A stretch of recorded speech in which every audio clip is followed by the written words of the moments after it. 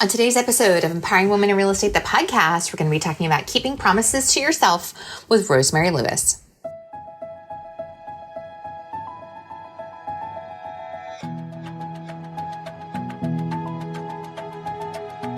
Hi, I'm Karen Cooper, a wife, mom of three, real estate broker, team owner, and founder of Empowering Women in Real Estate. As a realtor, I've personally helped well over 700 families in my career, and now I help thousands of women from all across the country balance real life and real estate through daily inspiration, motivation, and actionable plans to increase their success. Listen in as I share stories and tips from my life and business and interview some of my favorite people.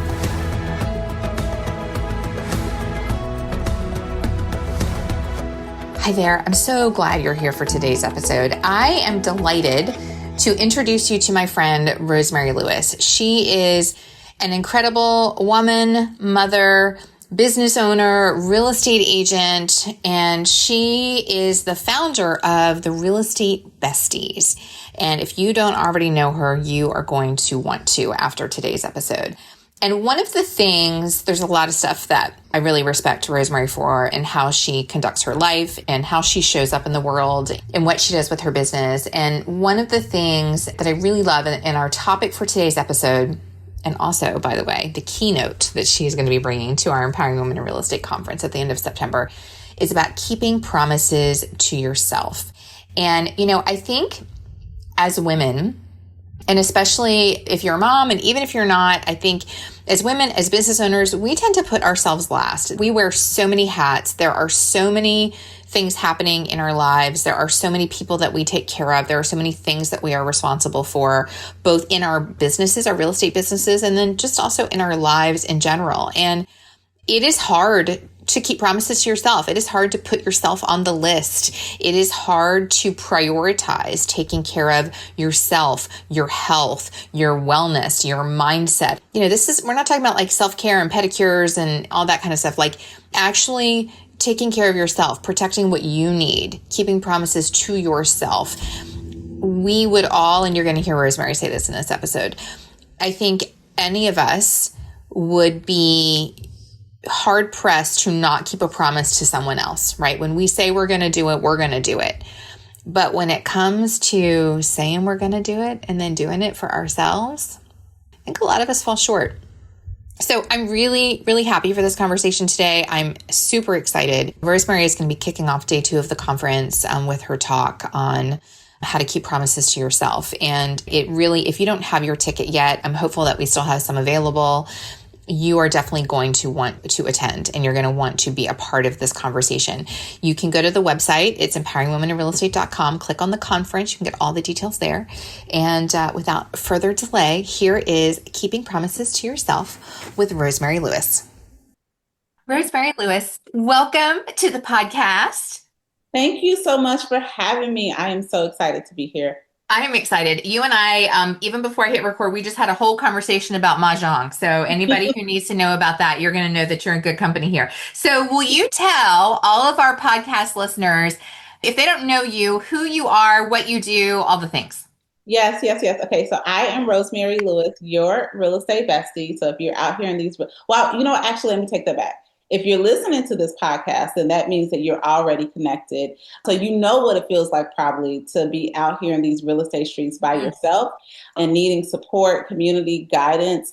So I too, consider me one of your besties in the game. I'm your friend. I am an associate broker with Real Broker. I've been licensed full-time since 2017, left my career teaching cold turkey. It was a total God thing to be in this business, and it has just progressed from agent to team leader to associate broker to now real estate bestie and coach, and that's who I am. Oh, and I serve in the North Dallas suburbs. I love it. I was going to say you're in Prosper, Texas. Is that right? Prosper is where I live. Okay. Anything far north is what we take care of, but Prosper is like my little stomping ground.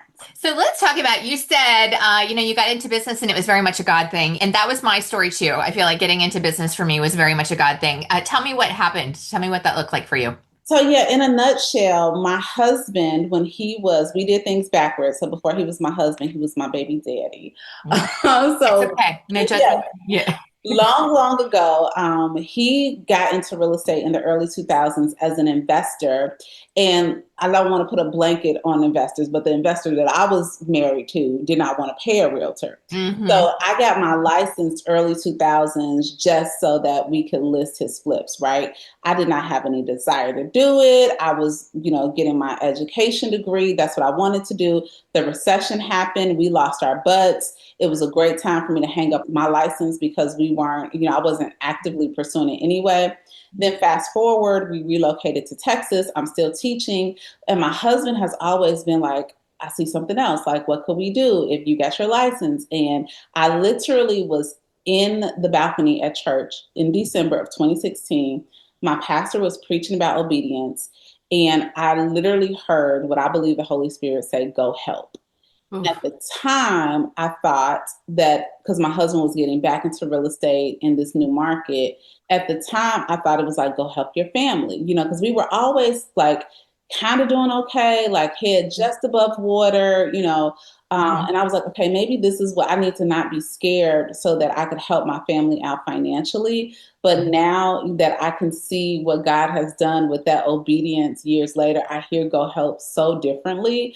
But that essentially was what happened, and I got in the car and I told my husband, hey, I'm going to go get my real estate license.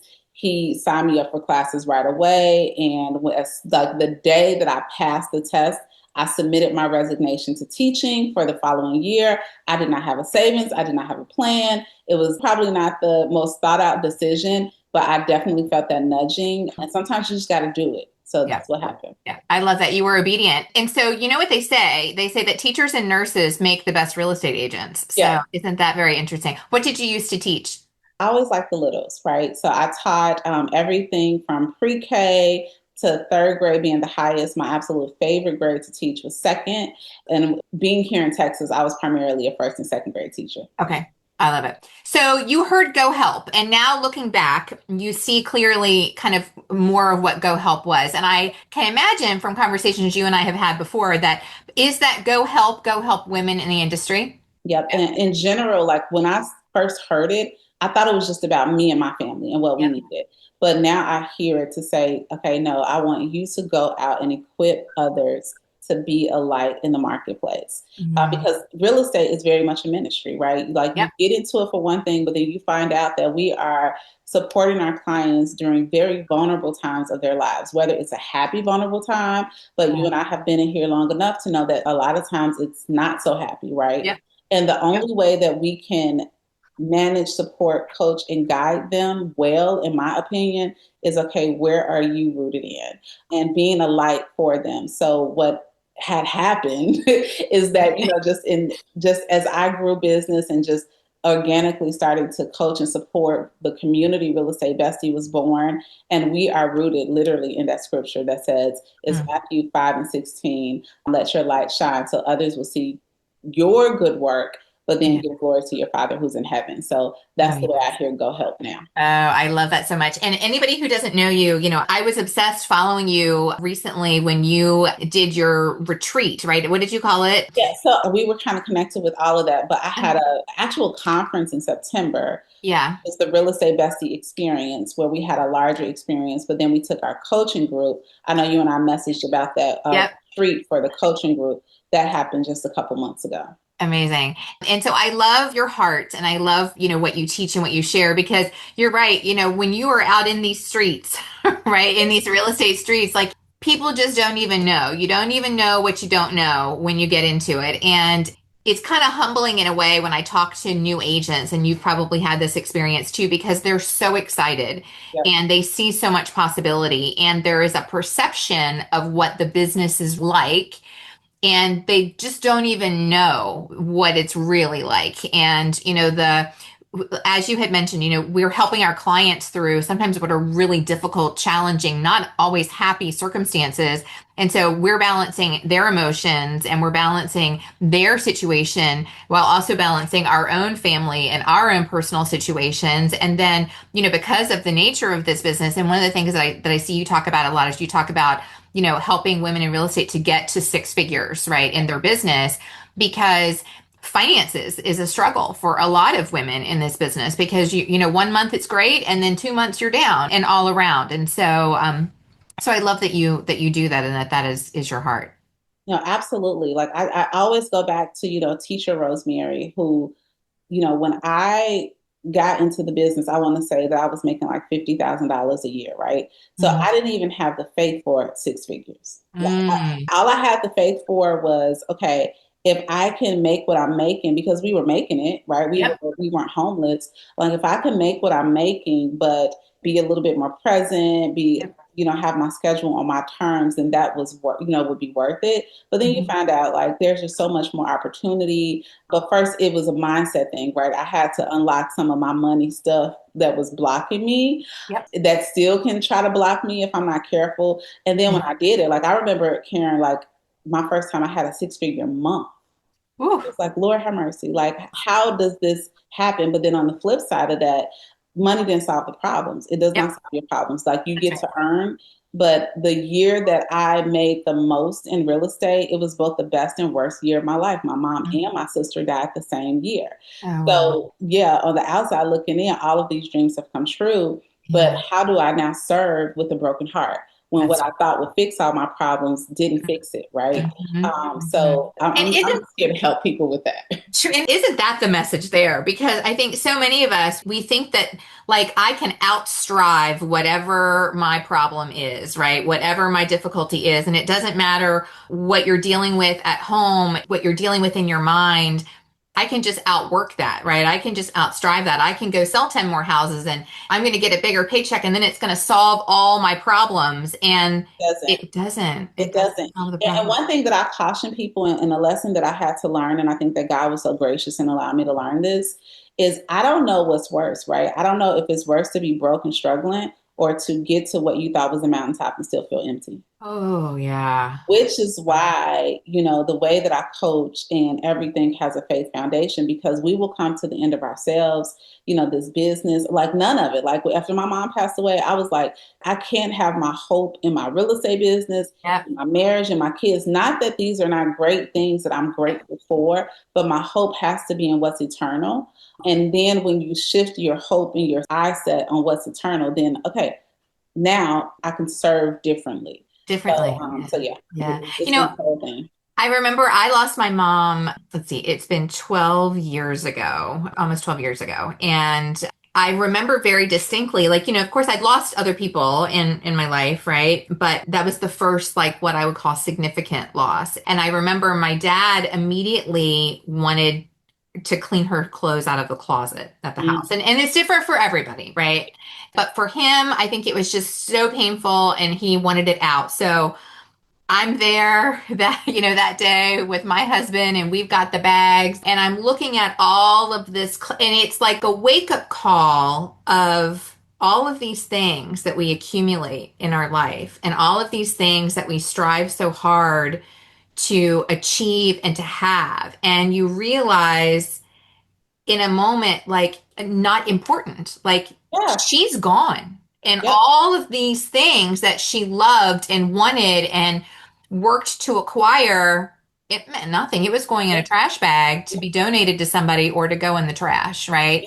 It's a wake up call. I want to talk about your talk, which I think kind of maybe is woven in with what we've shared already, Yep. because you are one of our keynote speakers at the conference.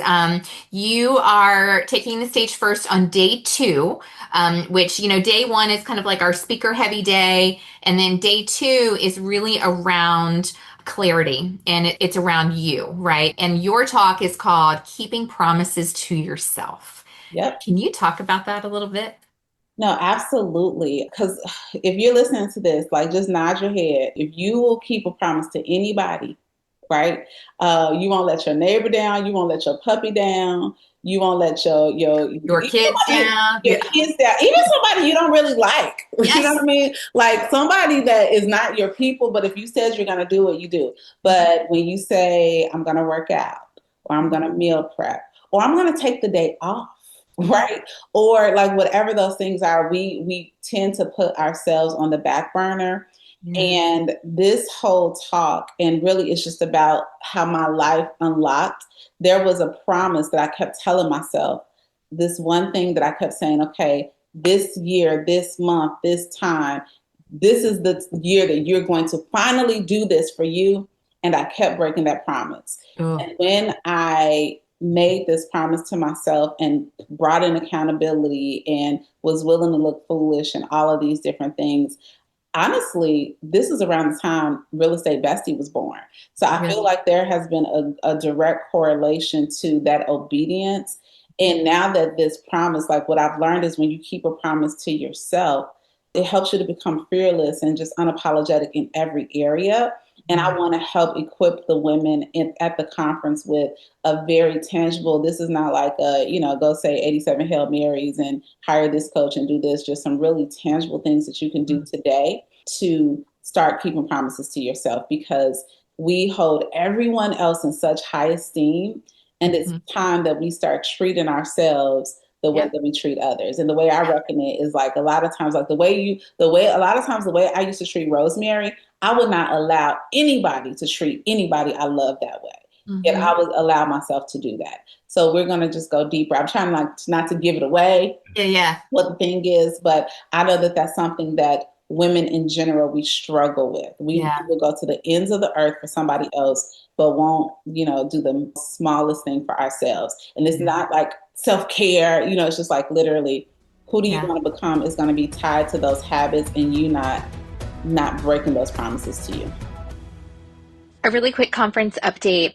We only have a small amount of our general admission tickets remaining for our sixth annual Empowering Women in Real Estate conference. Every year we end up with a wait list, and I don't want that to be you. If you want to be in this room, and I know that you need to be in this room, I want you to have a seat. So if you've been meaning to register, this is the week. The time is now. Our conference is 2 whole days this year, September 29th and 30th at the Crown Plaza Hotel in Dulles, Virginia. We're going to have real strategies, amazing speakers, and a room full of women who are at the same point in their business that you are. The link is in the show notes, or you can go to our website, empoweringwomeninrealestate.com, and click on the conference. I hope to see you there. I love that so much. And what you described is so relatable because I think I think about myself. I'm a big, goal planner and tracker and all those kind of things. And I think about goals that I had to take care of myself, for example, right? Take care of my health, my personal, my body, my vessel that I've been entrusted with. And I would carry that goal over from month to month and year to year and year to year over and over and over again because I put everybody else's things, Yeah. right, first. And then I think what happens sometimes is it erodes your sense of self and your sense of integrity and your sense of confidence because it's like, gosh, I can't even do this one thing. Like I can't even, take care of this one thing for myself. And that eventually is going to filter into every area of your life, right? Yeah, because when you can't trust yourself, you know what I mean? Like essentially, if I keep letting me down, what I'm teaching myself is I can't trust me. Yep. And how like let's just put it in real estate terms, right? If we have a lender, how many times are we gonna let the lender miss the closing date before we stop referring them clients? That's it. Yep. That's Right? right. They're probably Yep. gonna get one time, Yep. before Moving on. we move Yep. with caution and we move on to the next thing. Yep. Yet we want to keep disappointing ourselves and wonder why we are waking up feeling heavy or not worthy or all of these other things. Yeah. So that's what we're going to dive into. And, I got like a real life example Yeah. on just something God, and also the fact that in order to keep the promise, I had to go to the promise keeper, right? A Oh lot yeah. of times we try to do things within our own strength. I had to be honest to say, this is outside of my strength. Yeah. And Lord, Yeah. who do I need to bring in to support Yeah. me? And I didn't pay a dollar to bring anybody in, but Yes. I'm Yes. just using the community around me. So we're going to Yeah. really talk about that. And I just believe that by doing this thing and keeping this promise to yourself, it's going to unlock other areas of life, business, Mhm. relationships, just the Mhm. way you show up because you have the confidence to know, yes, I did that for me. So Oh yeah. I am so excited about your presentation. I think that so many of us, like I think, I'm a firstborn daughter. I don't know if you are or not, but I think a lot of us carry this like I can do it and I'm going to do it and it's all on me. And it's like rowing upstream, like our entire lives because we're fighting and don't want to ask anybody for help because I don't either somebody's going to try to charge me, like you said, and I don't want to, or I'm going to show my vulnerability and I don't want to show that, but yet we are surrounded by people that want to help, that can help. And I think, we're all going to be in a room of those women when you're No. doing this presentation. I So, love it. And I'm so proud of every woman who is going to be in the room. mhm. If you are listening and just trying to make the decision on whether or not to be there, you said something about like us wanting not wanting to be vulnerable, right? So there was a point where I wouldn't even go to conferences because I'm like, I want people to think I need help with my business or help with my Yes. marriage or help with my whatever. But like that is probably the I don't want to call myself dumb, but the dumbest way I was thinking, right? Because when like I have found so much, not just freedom, but freedom, business, authenticity on the other side of my own vulnerability, right? Yep. On the That's other side of being able to say, I don't have it all figured out, but I'm going to do it imperfectly. And I'm going to get into spaces where I'm going to learn and grow. yeah. And I just want to, you didn't ask me to do this, but this is just my plea. Like, I really believe that being in the right rooms, it Mhm. shifts something in your heart. It Yeah. shifts something in your mind. It shifts your belief about yourself. So there might be someone that even that vulnerable or was like, ooh, that's why I can't. No, you need to be there. That's why. Yeah, I love that. yeah. Well, it kind of almost goes back to the keeping promises to yourself because I think when you can do that, when you can allow yourself to be around other women, when you can allow yourself that moment of vulnerability, even if it's just showing up in a space where, you don't want people to think, like you said, like there's something wrong with me or my business, so that's why I need to be here. When you can kind of just take that one step forward, then it's like, the world, the universe, like God comes around to meet you, Yes, you right? do. I had an experience this week and I was not having a good day. And my friend called and she asked me a simple question. And I said, this is not the answer that you were looking for, but I said, I'm just gonna, and I went on a tirade of all the things that were wrong. And if these were things that I had been holding in, probably for weeks, right? In my own mind, because I don't want to tell anybody else and I don't want to, and so she listened and she commiserated and then we prayed. She prayed with me, which she's such a Jackie, shout out. She is that person. And I tell you like how much better I felt. Like it had been days of like soul sucking weight and it was like lifted in an instant just from that moment of being vulnerable with another woman, Yeah, right? Sharing her caring enough and her listening and her praying and then like it changes it just changed. everything. And probably the situation, like the circumstances probably didn't change. No. But what does the word of God say? Like we are here to bear each other's burdens. Yeah. And I tell my friends all the time, which is I'm so huge on community, but I was like, it's one thing to suffer in silence when you Mhm. don't have anybody. But it's a Yeah. whole other thing to have community or have access to community and like be hiding in plain sight. Yep. And what you're demonstrating with Jackie is Mhm. like we don't have to hide in plain sight. And then I just had this one thought, just going back to keeping promises to ourselves in something like the conference, is how many times do we do things like the budget, right? I'm doing the budget, but I got to take me off the budget first because the kids need this and this needs that and Yeah. the this needs that and the business needs this and that's a great example of like, no, if I said in the beginning of this year that I'm going to put myself in rooms, I'm going to learn, Yeah. I'm going to grow, I'm going to do this, I'm going to do that, don't take investing in yourself off the table because Yeah. I did that for a long time, right? Like I wouldn't do that, but then I would invest in, again, I would keep a promise to somebody else. Yep. I would spend my Yep. money on somebody else, but not That's spend it right. on me getting better. And part of getting better, and this is why I love rooms like the one you're creating, is because I want to be in rooms with other women who are committed to doing better so that when I do have that crash out moment, oh, Mhm. I might not have your Jackie, but I Yeah. met a Jackie three Yeah. years ago at this other conference. Mhm. And we Mhm. have these shared goals, these shared values. Yeah. And this is a place where I can be honest and open and vulnerable. So it That's just, right. keeping these promises to yourself, just keep paying back dividends. It's so true. There's a sermon I heard a few months ago, and in it, the pastor said, don't let yourself drown in a sea of lifeguards. And I Mm, think that's right. And I think that's what a lot of us do. Like, we are surrounded by people and resources that would be right there to lend a word, to give a bit of encouragement, just to hear you out, or maybe provide some support or to give some connections. But we won't even just raise our hand to say, hey, I'm drowning here, right? I need something. So I am so thrilled that you are coming and that we are going to see you and you're going to be giving this talk. There's so many things that you do. Is there a parting word that you want to offer? So to that woman in real estate who is, you and I are recording this at mid-year, basically, right? And so for that woman who has maybe not had the most amazing year to date, who's maybe feeling a little discouraged in her business, is there a word or two of encouragement that you can offer to her? Yeah, absolutely. I think that my first word of encouragement would be, this is the day, like whatever day you're listening to it, is the day that the Lord has made. Rejoice, be glad in it, but do something. Do something with today, right? Don't worry about yesteryear. Don't worry about how often is it? Anytime I'm coaching an agent, having a conversation, one of my first things is, okay, what did you do today? What does your day look like? So my encouragement would be like, the basics work. They're boring, but they work. And however you got to get to it, basically today, you need to have some conversations. Yeah. Don't worry about January 31st, right? Or December 31st.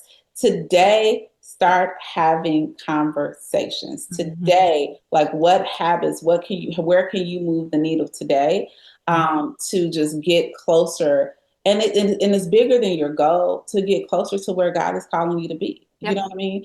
So what are those small actions that you can take today? And if they are looking for, is it okay? I have a little bit. Please share. Yes. If you're looking for, I actually created, because I do believe like it matters what you are standing on. Like when I got into business, everyone needs affirmations. I can look in the mirror all day and say, I got purple hair, but I don't have purple hair, right?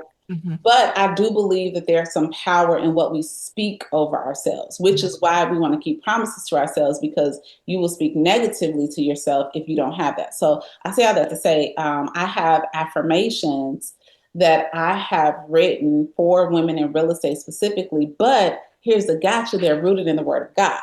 Yes. So I want you to snag my affirmations, but I also want you to look at the scripture under it and speak that scripture under your life. So if you go to rosemarylewis.com/affirm, start speaking those words. And they're words like, I am called and appointed to bear lasting fruit in my life and my business. I am chosen. God chose me. I didn't choose him. I will lead with excellence. So speaking those words on top of doing something, because we can pray all day, but faith without works is dead. Just do something today and speak life over yourself today, and then do the same thing tomorrow and put that thing on repeat. Man, that's so good. That is so good. Thank you. Thank you. Thank you so much. How can we find you? Is Instagram your favorite place? We already know your website, but what's your favorite? Yeah, Instagram is probably I love an Instagram story, child. Like I'm there often. You know this about me. Instagram, the Real Estate Bestie, and then I also am really active on YouTube as well. A minimum of a video a week. So the Real Estate Bestie on both of those platforms. Okay. Awesome. Thank you. Well, thank you. Thank you so much. And I can't wait to see you. We're going to be seeing you here in the fall. Yes, I'm excited. Thank you. You're welcome. Thank you for listening to Empowering Women in Real Estate, the podcast. Click subscribe to be notified every Wednesday when our latest episode is released, and be sure to check out our group on Facebook.